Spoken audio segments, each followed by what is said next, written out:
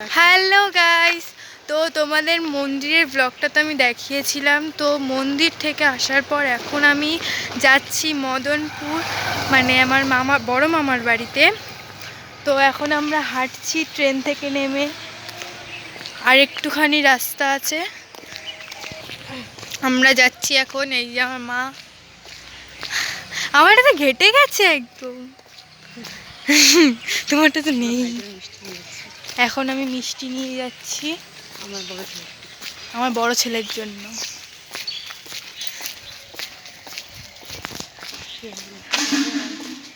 হ্যাঁ, যাক, একদিকে বন্ধ হয়েছে তার একদিকে খোলাই আছে।